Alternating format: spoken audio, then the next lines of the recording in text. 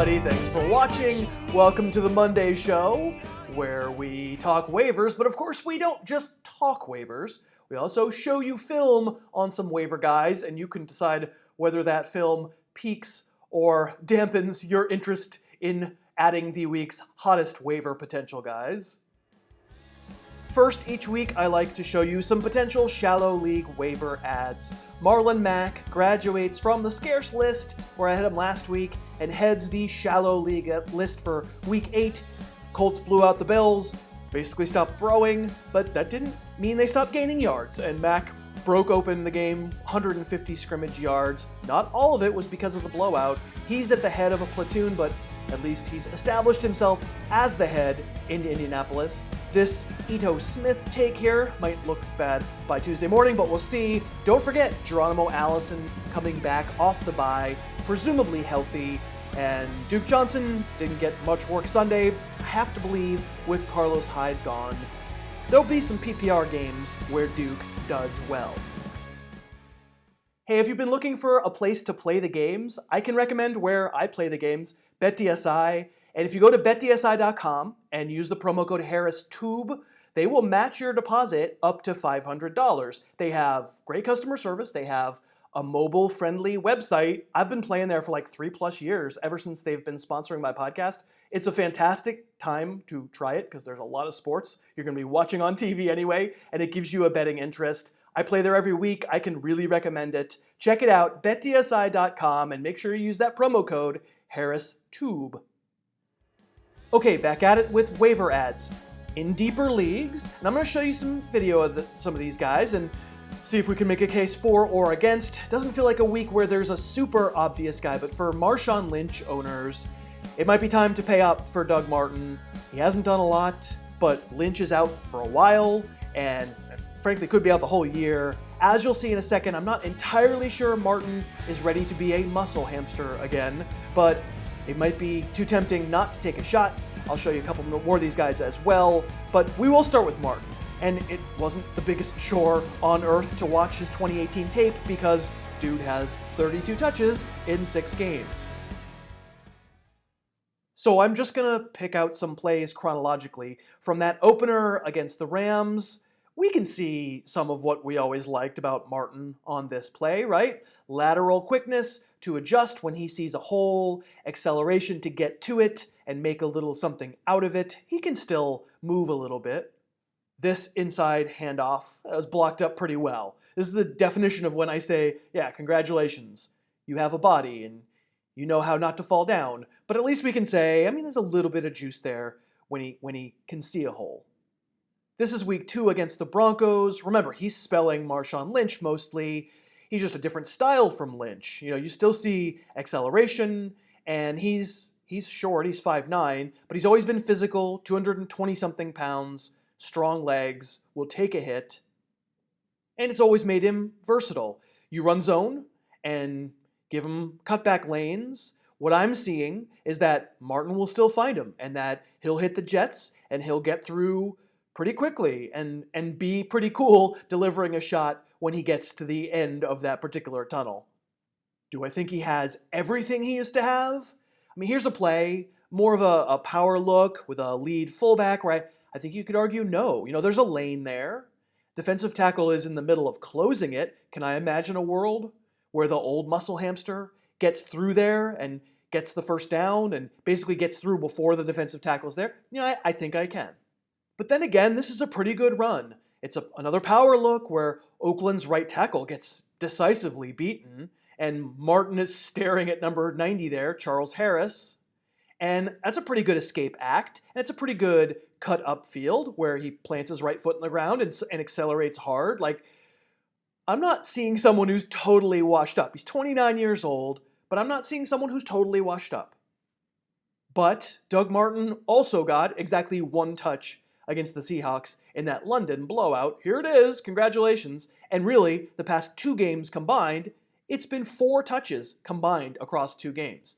It begs the question, is it really Doug Martin who's going to take over for Marshawn Lynch? I mean, Jalen Richard, who you saw on the potential waiver ad list, has gotten more work than Martin lately, and That's partly been game flow related, but what if it's not Martin? What if it's Richard or DeAndre Washington? I can't tell you that's category 2 stuff, but I think it's worth at least looking at a couple of Jalen Richard plays. Certainly strikes me that the Raiders have viewed Richard more as a typical third down back. This was a 3rd and 20. It's a nice play to get 21. Richard is good. He's fine. He's smaller than Martin. Certainly a check down beneficiary. Is he really a carry the mail running back? I'm going to argue maybe not. This was before it was a blowout. You can't pick out one run and freak out about it. By comparison, though, with what we saw from Doug Martin, I don't know. Richard avoiding number 54 there, Bobby Wagner. That move isn't very good. It's kind of a wet fart. Well, this is in the 3rd quarter of a 20-3 game. Obvious Derek Carr isn't initially looking for Richard, but he finds him. And once he gets going, there are a couple nice moves there from Richard in the open field. You can see there's talent. Probably less talent than what's left with Martin. Richard is the one who's seen extra work when the Raiders have been losing, and the Raiders have been losing a lot. And Derek Carr, this version of Derek Carr, I don't know what happened to him, but he's a check down monster. So the bottom line is, okay, week 8 against the Colts, coming off a bye, can I guarantee that the plan isn't some combination of Richard and DeAndre Washington and let's try to just throw and have a throwing game as a running game and then Doug Martin sort of just supplements that? Of course not. I have no idea. But if I'm real desperate for a fantasy running back, or if I'm a Lynch owner who has a big hole in my lineup, I think I see enough there for Martin to think, best case scenario, Raiders not getting blown out. It's probably some kind of platoon, but Martin probably is at the head of it and therefore worth probably the week's number 1 waiver ad. Although a candidate to maybe unseat him would be the Saints rookie receiver Tre'Quan Smith. Didn't do a ton against the Ravens on Sunday, but let's take a look.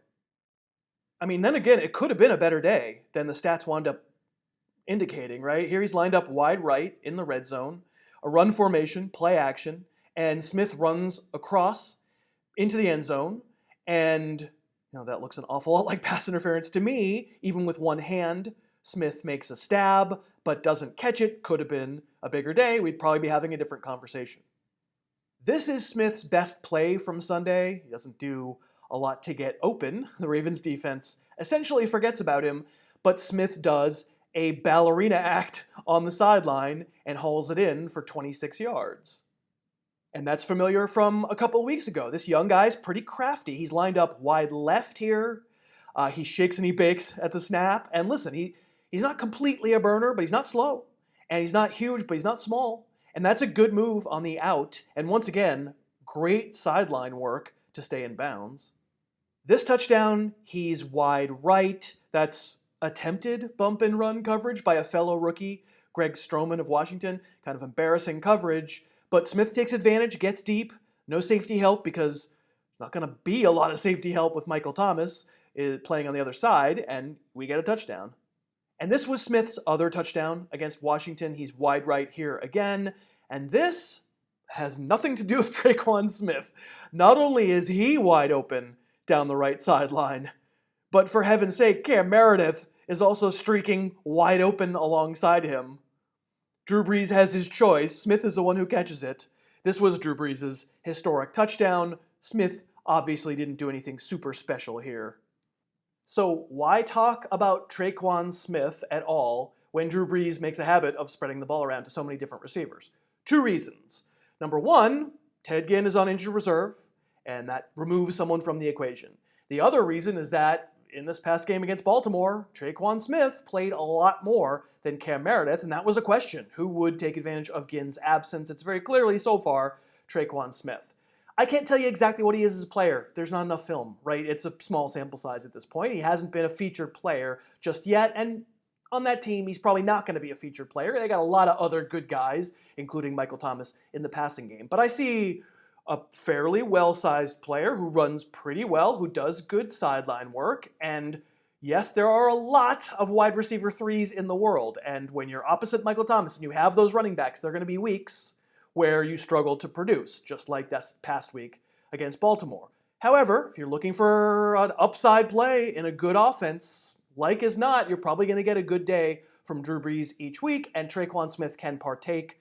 So I don't hate him as a waiver ad. Probably my top receiver waiver ad of the week. Thanks so much for watching. Please, please, please smash that like button, write a comment, tell us who else you'd like to see us review film on, and of course, best of all, please subscribe to our channel and then click that little bell above the subscribe button and you'll be notified whenever we post a new video.